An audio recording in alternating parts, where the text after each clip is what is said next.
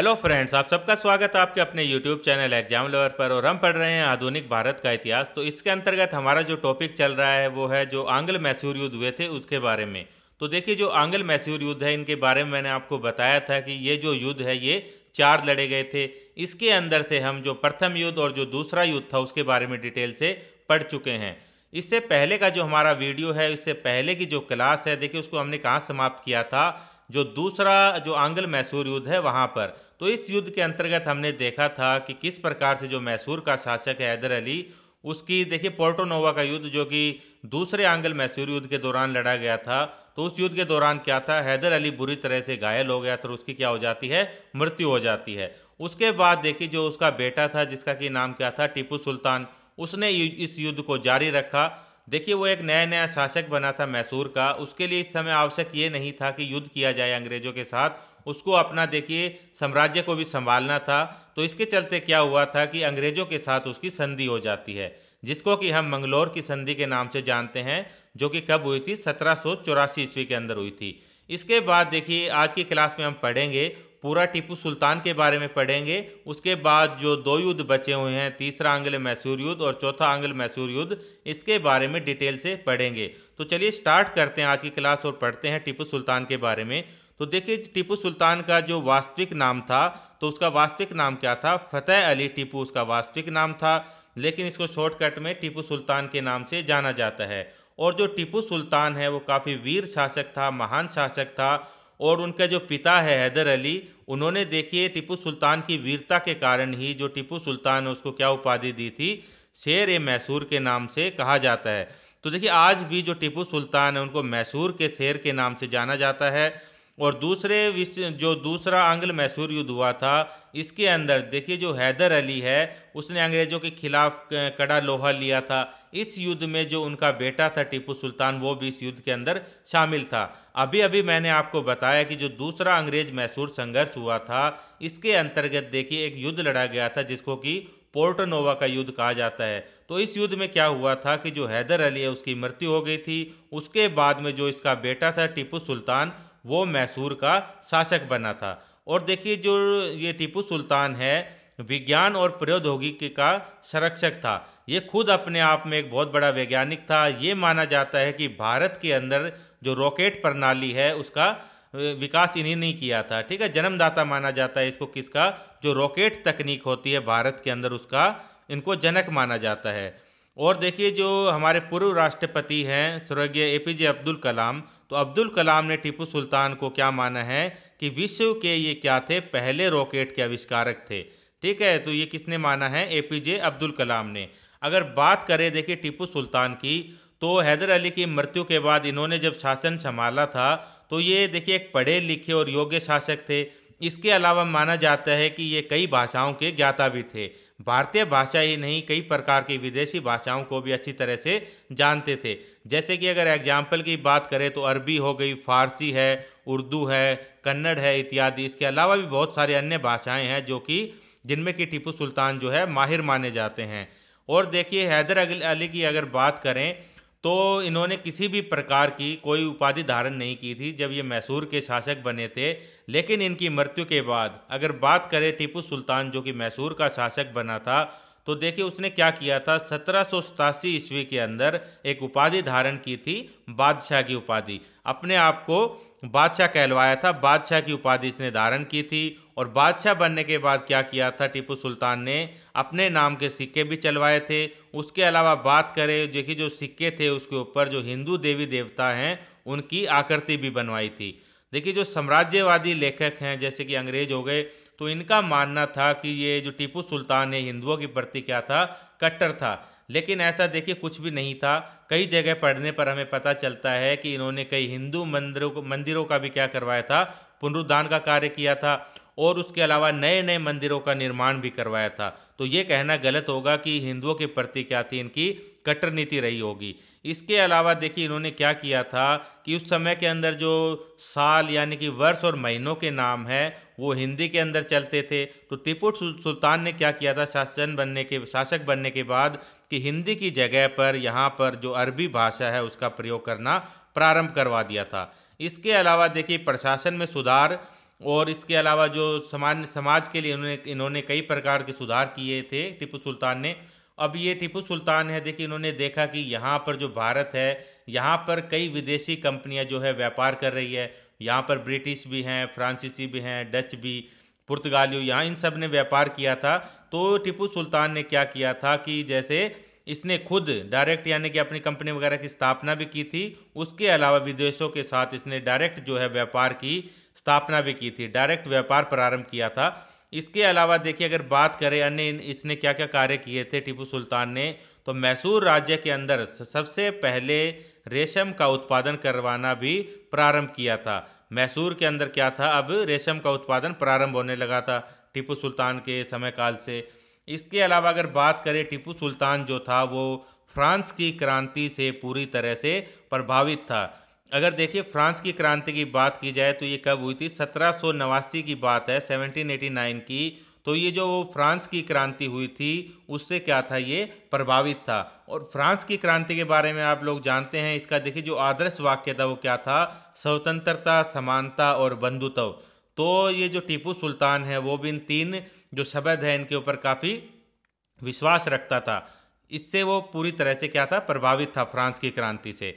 इसके अलावा देखिए जो फ्रांसीसी थे यहाँ भारत के अंदर, उनके साथ क्या थे, काफ़ी मैत्रीपूर्ण संबंध थे टीपू सुल्तान के। और देखिए जो अगर बात करें केरल के क्षेत्र के अंदर जो माहे क्षेत्र है, वहाँ पर क्या थी उस समय काल के अंदर, फ्रांसीसी बस्ती थी, जो कि उस समय के जो मैसूर राज्य के अंतर्गत आती थी। तो जो वहाँ पर जो फ्रांसीसी लोग रहते थे उनको संरक्षण प्राप्त था। देखिए हैदर अली के समय काल में भी आपने ये पढ़ा था कि जो दूसरा जो युद्ध हुआ था आंग्ल मैसूर युद्ध, उसका कहीं ना कहीं कारण एक ये भी था कि अंग्रेज़ों ने क्या किया था, ये जो फ्रांसीसी बस्ती है माहे वाली, इस पर आक्रमण कर दिया था। तो इसी का नतीजा क्या निकला था कि अंग्रेज़ों और हैदर अली के बीच में क्या हुआ था, दूसरा मैसूर युद्ध हुआ था। तो यहाँ पर देखिए इसके बाद मैंने आपको बताया कि जो टीपू सुल्तान है वो फ्रांसीसी क्रांति से बहुत ज़्यादा प्रभावित था। और जो फ्रांसीसी सैनिक यहाँ पर थे उसके कहने पर क्या किया था कि जो श्रीरंगपट्टनम है, जो कि राजधानी थी टीपू सुल्तान की, यहाँ पर टीपू सुल्तान ने जैकोबिन क्लब की स्थापना की। उसके अलावा इस क्लब की स्थापना ही नहीं की, खाली इसकी क्लब की सदस्यता भी उन्होंने ली थी। अब ये जैकोबिन क्लब क्या है, ये देखिए जब फ्रांसीसी क्रांति चल रही थी तो वहाँ का क्या था, एक ये क्रांतिकारी ग्रुप था, ठीक है। तो फ्रांसीसी क्रांति से संबंध है इसका, वहाँ का एक ग्रुप था। तो इसी की तर्ज पर क्या था, भारत के अंदर भी जैकोबिन क्लब की स्थापना की और इसकी सदस्यता भी ली थी। इसके अलावा इसने फ्रांस और मैसूर के मित्रता के प्रतीक के रूप में क्या किया था, एक वृक्ष रोपा था, जिसको किस नाम से जाना जाता है, उसको स्वतंत्रता का वृक्ष कहा जाता था, ठीक है। जो कि किसकी मित्रता को दर्शाने के लिए था, फ्रांस और मैसूर की मित्रता को दर्शाने के लिए क्या किया, टीपू सुल्तान ने एक स्वतंत्रता का वृक्ष लगाया था। इसके अलावा देखिए जो टीपू सुल्तान है उसने खुद को क्या कहा था, नागरिक टीपू कहलवाना ज़्यादा पसंद किया था। बादशाह की बजाय ये खुद को क्या कहलवाना ज़्यादा पसंद करता था, नागरिक टीपू।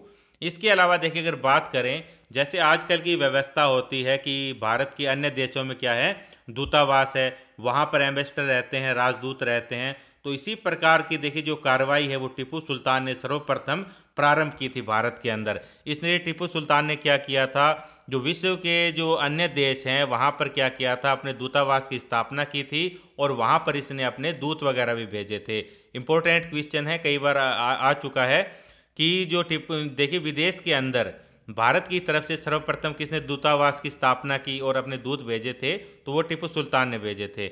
इसके अलावा देखिए जब अंग्रेज और जो मैसूर है इसके बीच में जब संघर्ष चल रहा था, तो इसके दौरान देखिए जो टीपू सुल्तान है उसने विदेशों से सहायता प्राप्त करने के लिए फ्रांस, अरब, कुस्तुनतुनिया, काबुल, मॉरिशस से भी संपर्क किया था। लेकिन देखिए किसी भी प्रकार की कोई सहायता समय रहते नहीं पहुंची थी, जिसकी वजह से क्या हुआ था, टीपू सुल्तान बाद में मारा गया था। अगर देखिए फ्रांस वगैरह कोई भी सहायता कर देते तो भारत का जो आज का सिनेरियो कुछ और ही होता, लेकिन ऐसा कुछ नहीं हुआ। टीपू सुल्तान को कहीं से भी सहायता नहीं मिली।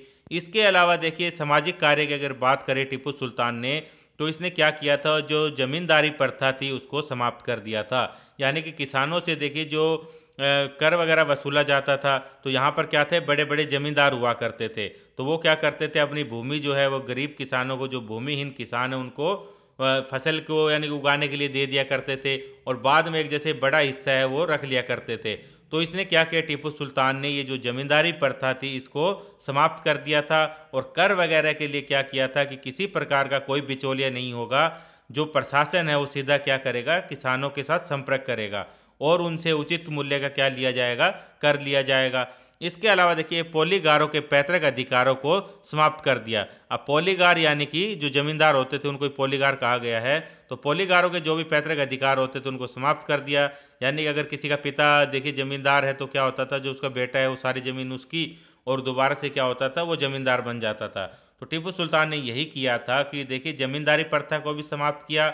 इसके अलावा जो जमींदारों की ज़मीन थी उसके ऊपर जो पैतृक अधिकार हुआ करता था उसको भी इसने समाप्त कर दिया था। तो साम्राज्यवादी जो लेखक हैं यानी कि जो इंग्लिश लेखक हैं, उन्होंने इस टीपू सुल्तान को क्या कहा है, सीधा साधा दैत्य कहा है। ठीक है, तो ये क्या मानते थे कि ये बहुत ज़्यादा कट्टर था, धर्म के प्रति भी हिंदुओं के लिए बहुत ज़्यादा कट्टर था, और उसके अलावा इसको देखिए खराब माना है उन्होंने, जो साम्राज्यवादी लेखक है उन्होंने। तो इसको क्या कहा है, सीधा साधा दैत्य कहा है टीपू सुल्तान को। अब देखिए ये तो हो गया टीपू सुल्तान के बारे में। अब हम बात प्रारंभ करते हैं जो तीसरा मैसूर युद्ध लड़ा गया था। अगर इसके समय काल की बात करें तो ये देखिए 1790 ईस्वी से लेकर 1792 ईस्वी तक ये लड़ा गया था। तो यहाँ पर देखिए मैंने आपको बताया था कि अंग्रेज़ों के साथ जब यहाँ पर संघर्ष चल रहा था टीपू सुल्तान का, तो टीपू सुल्तान ने देखिए क्या किया था कि जो फ्रांस है, अरब है, कुस्तुनतुनिया, काबुल, मॉरिशस, यहाँ से क्या किया था, संपर्क बनाने का प्रयास किया था और यहाँ से सहायता लेने की कोशिश की थी।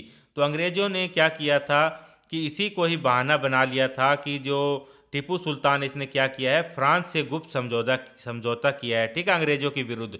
तो इसी के चलते क्या हुआ था कि ये जो तीसरा मैसूर युद्ध है ये स्टार्ट हुआ था। तो देखिए इसकी किस प्रकार से क्या क्या कहानी रही कि देखिए जो अंग्रेज है उन्होंने सर्वप्रथम क्या किया कि जो मराठा और जो निजाम है इनको अपनी तरफ मिला लिया था। आपने पहले और दूसरे युद्ध में भी पढ़ा था कि देखिए अंग्रेज बार बार क्या करते थे, मराठा और निजाम को मिलाकर हमला करते थे मैसूर के ऊपर, लेकिन मैसूर का जो शासक था हैदर अली वो काफ़ी कूटनीतिक था। तो वो क्या करता था, इन जो मराठा और जो निजाम अंग्रेजों के बीच में जो तिगड़ी बनी रहती थी उसको तोड़ देता था, यानी कि मराठा और निजाम को अपनी तरफ दोबारा से शामिल कर लेता था। अब यहाँ पर टीपू सुल्तान देखिए जो है वो इतना ज़्यादा कूटनीतिक नहीं है, लेकिन दूरदृष्टि वो पूरी रखता है। देखिए उसके बाद क्या हुआ, किस प्रकार से कहानी बनी कि अंग्रेज़ों ने क्या किया कि जो मराठा और निजाम है इनको अपनी तरफ से मिला लिया, अपनी तरफ मिला लिया। इन्होंने देखिए जो मराठा और निजाम है इनको प्रलोभन दिया, अंग्रेज़ों ने क्या दिया कि अगर हम मैसूर पर आक्रमण करेंगे, अगर मैसूर हार जाता है तो हमारा जो भी विजित प्रदेश रहेगा ना, विजित क्षेत्र रहेगा मैसूर का, इसको हम क्या करेंगे, बराबर भाग में बांट लेंगे आपस में। तो इसी के चलते ये जो मराठा और निजाम थे ये शामिल हो गए। उसके बाद देखिए क्या हुआ, उसके बाद जब इनके बीच में ये समझौता हो गया तो उसने क्या किया कि जब देखिए ये संधि हुई थी दूसरे आंग्ल मैसूर युद्ध में, मंगलोर की संधि, तो इसके अंदर संधि के अंदर एक पॉइंट ये था कि अगर देख इस संधि के अंदर क्या हुआ, मैसूर और जो अंग्रेज हैं उनके बीच में मित्रता हो गई। एक पॉइंट संधि में ये था कि अगर हम दोनों में से भी किसी के ऊपर कोई बाहरी शक्ति आक्रमण करती है तो क्या करेंगे, हम एक दूसरे का साथ देंगे। लेकिन अंग्रेज देखिए यहाँ पर क्या कर रहे हैं, उन्होंने मराठा और निजाम के साथ संधि कर ली है। किसके विरुद्ध, मैसूर के विरुद्ध। जब टीपू सुल्तान को ये पता चला तो उसने क्या समझा कि ये देखिए जो मंगलोर की संधि हुई है, अंग्रेज उसका क्या कर रहे हैं, उसका उल्लंघन कर रहे हैं। तो उसके बाद क्या हुआ कि टीपू सुल्तान ने ट्रावणकोर, जो कि भारत के नीचे नीचे का क्षेत्र है दक्षिण के अंदर, तो वहाँ पर क्या किया, आक्रमण कर दिया टीपू सुल्तान ने, इसी संधि का उल्लंघन समझकर, मंगलोर की संधि का, जो कि दूसरे युद्ध के अंदर हुई थी। इसके बाद उसने टीपू सुल्तान ने क्या किया, ट्रावणकोर पर हमला कर दिया। अब ट्रावणकोर पर जो हमला किया देखिए उसका एक अन्य कारण भी था कि जो ट्रावणकोर का शासक है, एक मिनट देखिए, जैसे ये भारत हो गया तो यहाँ पर ये ट्रावणकोर था नीचे नीचे, तो ट्रावणकोर यहाँ पर एक द्वीप है कोचीन। तो ट्रावणकोर का जो शासक है वो क्या कर रहा था, कोचीन से 2 द्वीप खरीद रहा था। तो ये जो कोचीन है ये मैसूर क्षेत्र के अंतर्गत आता था, और जो ट्रावणकोर है वो क्या था, अंग्रेजों का मित्र था। तो ये चीज़ देखकर भी टीपू सुल्तान ने आक्रमण किया था ट्रावनकोर पर कि ये जो कोचीन का क्षेत्र है ये हमारा क्षेत्र है, मैसूर के अंतर्गत आता है, तो ये ट्रावनकोर इनको किस प्रकार से खरीद सकता है। तो ये भी एक सोच थी टीपू सुल्तान की, तो उसने क्या किया, ट्रावनकोर पर हमला कर दिया। अब ट्रावनकोर जो है वो क्या था, जो अंग्रेजी सत्ता है उसका मित्र था। तो ये भी देखिए कारण रहा, अंग्रेज बहाने की तलाश में थे, वो पहले से ही मराठा और उनके बीच में, निजाम के बीच में संधि कर चुके थे। तो इसके चलते क्या हुआ कि अंग्रेजों ने मराठा और निजाम को साथ लेकर टीपू के ऊपर आक्रमण कर दिया। और ये जो हमला था ये बहुत ही भारी आक्रमण था, बहुत बुरी तरह से आक्रमण किया गया था। टीपू सुल्तान जो था इसके अंदर उसको संभलने का कोई समय नहीं मिला, तो युद्ध बड़ा ही यानी कि चला। इसके बाद क्या हुआ, इस युद्ध के अंदर जो टीपू सुल्तान है वो पराजित हो गया। पराजित होने के बाद देखिए जो अंग्रेज हैं उन्होंने क्या किया, टीपू सुल्तान के जो 2 पुत्र हैं उनको बंदी बना लिया, युद्ध बंदी बना लिया उनको, और अपने साथ रख लिया, अपने साथ ले गए। उसके बाद देखिए टीपू सुल्तान जो है वो युद्ध के अंदर हार चुका है पूरी तरह से, तो उसने क्या किया, अंग्रेजों के साथ संधि कर ली। अब इस युद्ध के दौरान जो संधि हुई थी वो 1792 ईस्वी के अंदर हुई थी, और उस संधि को हम श्रीरंगपट्टनम की संधि के नाम से जानते हैं। तो देखिए जो श्रीरंगपट्टनम की संधि है, इसके दौरान जो कंडीशन डाली गई थी संधि के अंदर वो क्या थी कि संधि के अनुसार क्या होगा कि टीपू सुल्तान को अपना जो राज्य है, मैसूर राज्य है, उसका आधा क्षेत्र अंग्रेजों को देना होगा। उसके अलावा अंग्रेजों ने टीपू सुल्तान के साथ ये युद्ध लड़ा है, तो अंग्रेजों का जो खर्चा हुआ है, जो कि उन्होंने कितना बताया था, 3 करोड़ रुपए युद्ध के हर जाने के रूप में टीपू सुल्तान को देना होगा, किसको, अंग्रेजों को। तो इस प्रकार से देखिए टीपू सुल्तान का आधा राज्य ले लिया, उसके अलावा देखिए जो सारी संपत्ति थी 3 करोड़ रुपए ये अंग्रेजों ने ले ली। तो अंग्रेजों के देखिए जो टीपू सुल्तान था उसके पास इस समय काल तक इतना रुपया भी नहीं था, तो उसने क्या किया था, तभी तो ये 2 पुत्रों को बंदी बना लिया था। फिर बाद में जैसे टीपू सुल्तान ने ये रुपए दिए थे तब जाके उसके पुत्रों को कहीं छोड़ा गया था। तो अंग्रेजों के पास देखिए अब क्या हुआ कि जो मैसूर का क्षेत्र है इसका आधा राज्य आ गया अंग्रेजों के पास। तो किस प्रकार से अंग्रेजों ने इसका बंटवारा किया, देखिए जो मालाबार क्षेत्र है, जो कि केरल का जो तट है उसको मालाबार तट कहते हैं, तो वो जो क्षेत्र था वो अंग्रेजों ने ले लिया। उसके अलावा जो डिंडीगुल है वो ले लिया, मैसूर से डिंडीगुल ले लिया। डिंडीगुल क्या था, यहाँ पर जो मैसूर है उसका आयुध निर्माण का कारखाना था, ठीक है। यहाँ पर जैसे तोप, गोले बारूद, रॉकेट वगैरह का निर्माण किया जाता था, तो बहुत ही सामरिक दृष्टि से महत्वपूर्ण क्षेत्र था मैसूर का, तो ये अंग्रेजों ने ले लिया। उसके अलावा एक 12 महल का क्षेत्र था, ये भी क्या किया, अंग्रेजों ने अपने कब्जे के अंदर ले लिया। उसके अलावा देखिए मराठा और निजाम के साथ जिस प्रकार की कंडीशन रखी गई थी कि मैसूर को जीतने के बाद हम क्या करेंगे, क्षेत्र को बांट लेंगे, तो इसी अनुसार देखिए जो तुंगभद्रा नदी के जो ऊपर का क्षेत्र है वो क्या किया गया, मराठाओं को दे दिया गया। उसके बाद जो कृष्णा नदी और पुन्नेर नदी के बीच का क्षेत्र है वो किसको दे दिया गया, निजाम को दे दिया गया। अभी दिखाऊंगा आपको मैप के माध्यम से कि किस किस क्षेत्र की हम बात कर रहे हैं। तो इस प्रकार से क्या हुआ, ये इन्होंने अपना अपना क्षेत्र बांट लिया। देखिए एक बार देख लीजिए, ये क्षेत्र है वो, तो यहाँ पर देखिए ये मैंने बात बताई, ये हो गया मैसूर हो गया यहाँ पर। तो ये इसको मैसूर को जीतने के बाद तो ये क्या किया, ये जो आप रेड कलर से देख रहे हैं ये तो क्या किया कि अंग्रेजों ने क्षेत्र ले लिया, ठीक है। अभी मैंने बताया था मालाबार तट हो गया, डिंडीगुल और 12 महल का क्षेत्र ये अंग्रेजों ने ले लिया। उसके अलावा जो आप ये ब्लू पार्ट देख रहे हैं ये किसको दे दिया गया, ये निजाम को दे दिया गया। यहाँ पर ये देखिए हैदराबाद के निजाम का क्षेत्र है, तो ये क्षेत्र जो है वो निजाम के अंडर में ला दिया गया। उसके अलावा देखिए ये जो क्षेत्र है यहाँ पर ये किसको दे दिया गया, मराठाओं को दे दिया गया। तो इस प्रकार से अंग्रेजों ने क्या किया, अपनी अपनी जो भाग है, भूमि के भाग, उनका विभाजन कर लिया। उसके बाद देखते हैं क्या हुआ, 1 मिनट।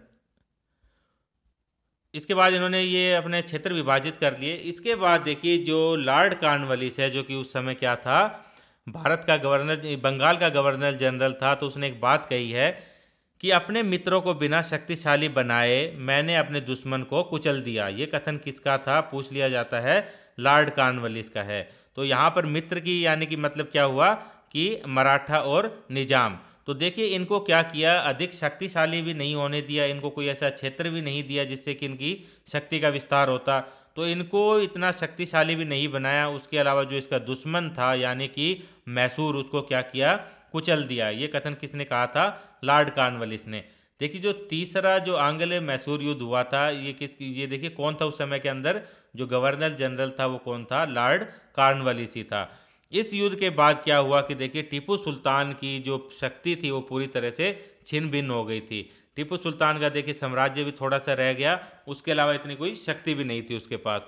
इसके अलावा इसके बाद भी टीपू सुल्तान ने देखिए कई प्रकार के सुधार कार्य यहाँ पर प्रारंभ किए। उसने क्या किया, फ्रांस के सहयोग से, यहाँ पर जो फ्रांसीसी थे उनके सहयोग से क्या किया, दोबारा से फ्रांसीसियों के साथ संपर्क बढ़ाया, अपनी सेना को फिर से प्रशिक्षण देना प्रारंभ किया, ठीक है, विदेशी तकनीक के द्वारा। तो इसके अलावा इसने ये महत्वपूर्ण कार्य किए थे। उसके बाद देखिए अंत में जो युद्ध लड़ा गया था वो था चौथा आंग्ल मैसूर युद्ध, जो कि कब लड़ा गया था, 1799 ईस्वी के अंदर लड़ा गया था। इस युद्ध के दौरान क्या हुआ था कि जो टीपू सुल्तान है वो मारा जाता है युद्ध लड़ते हुए। तो इस समय तक देखिए जो भारत के अंदर जो गवर्नर जनरल है वो कौन आ चुका है। अब 1799 में ये युद्ध हो रहा है, तो इस समय जो यहाँ पर गवर्नर जनरल की अगर बात करें तो वो कौन बन चुका है, लॉर्ड वेलेजली बन चुका है। कब बना था, 1798 ईस्वी में बना था और 1805 ईस्वी तक ये यहाँ पर रहा। तो इसने क्या किया, आपको मैंने इसके बारे में बताया था कि ये अपनी एक नई नीति लेकर आया था, जिसको कि क्या कहा जाता है, लॉर्ड वेलेजली की सहायक संधि। तो सहायक संधि के अंतर्गत क्या था कि देखिए कंपनी का इस समय युद्ध के ऊपर काफ़ी खर्चा हो रहा था। जब इसको गवर्नर जनरल बना के भेजा गया था तो इसको युद्ध के ऊपर जो खर्चे हो रहे हैं उसको उसके ऊपर लगाम लगाने के लिए भेजा गया था। तो लॉर्ड वेलेजली ने क्या किया कि यहाँ पर आते ही अपनी सहायक संधि प्रारंभ कर दी थी।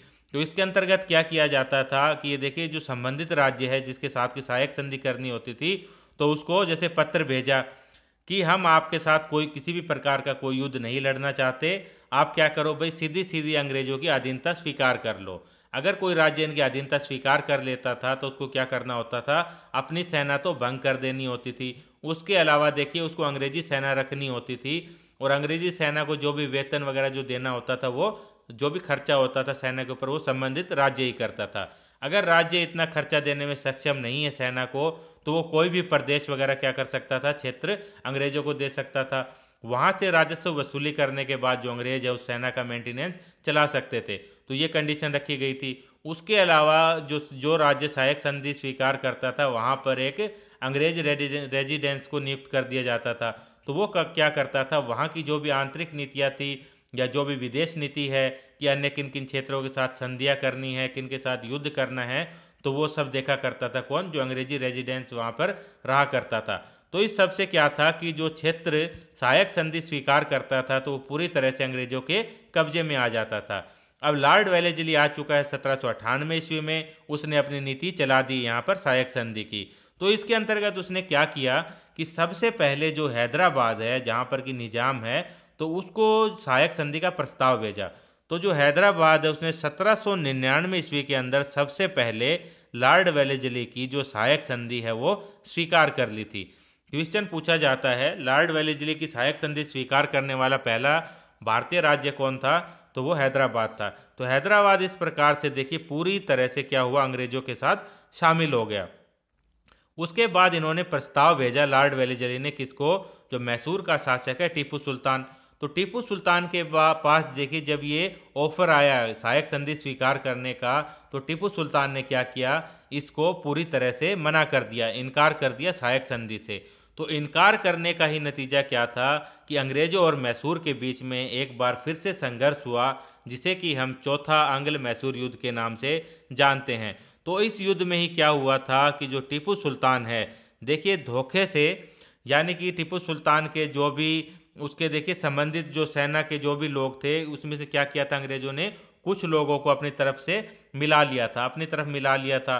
तो उन्होंने क्या किया था कि टीपू सुल्तान के साथ किसी भी प्रकार का युद्ध के अंदर कोई भी सहयोग नहीं दिया। अब टीपू सुल्तान देखिए किले के बाहर था, अंग्रेजों ने उसके ऊपर आक्रमण किया। टीपू सुल्तान ने किले के अंदर जाने की काफ़ी कोशिश की, लेकिन उसके ही लोगों ने क्या किया था, जो कि अंग्रेजों के साथ मिले हुए थे, उसने किले के द्वार को बंद कर दिया था। किले के अंदर ये यानी कि जा ही नहीं पाया था टीपू सुल्तान। तो लड़ता हुआ क्या था, अंत के अंदर जो टीपू सुल्तान है वो अंग्रेजों के हाथ से मारा जाता है। तो इस प्रकार से देखिए जो टीपू सुल्तान है उसकी मृत्यु हो गई थी।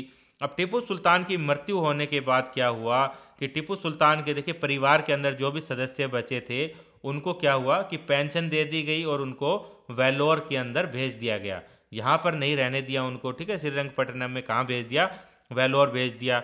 अब वेल्लोर भेजने के बाद अब मैंने आपको बताया था अभी अभी मैप के अंदर कि ये देखिए मैसूर का जो क्षेत्र था ये पहले से ही विभाजित कर चुके थे। अब ये बीच का जो क्षेत्र बचा है थोड़ा सा मैसूर का क्षेत्र, तो यहाँ पर अंग्रेजों ने क्या किया, जो वाडियार वंश था जिसने कि देखिए स्थापना की थी मैसूर वंश की, तो उसी का ही वाडियार वंश का एक शासक था जिसका कि क्या नाम था, किरसन राव था, जो कि वाडियार वंश का राजकुमार था। उसको क्या किया, मैसूर का शासक बना दिया। नाम मात्र का शासक बनाया था। शासक बनाने के बाद अंग्रेजों ने क्या किया, इसको जो लॉर्ड वेलेस्ली की सहायक संधि थी वो स्वीकार करा ली। तो इस प्रकार से हम कह सकते हैं कि जो पूरा मैसूर है वो अंग्रेजों के हाथ में आ गया था।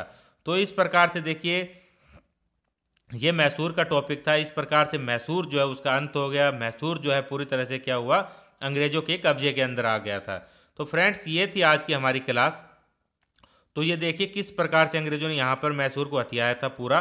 तो ये जो मैसूर आप देख रहे हैं यहाँ पर, तो यहाँ पर तो किसको बना दिया शासक, जो वाडियार वंश का राजकुमार था, ठीक है, किरचन राव, उसको शासक बना दिया। उसके अलावा ये जो क्षेत्र है रेड कलर में आप देख रहे हैं ये अंग्रेजों ने पहले ही ले लिया है।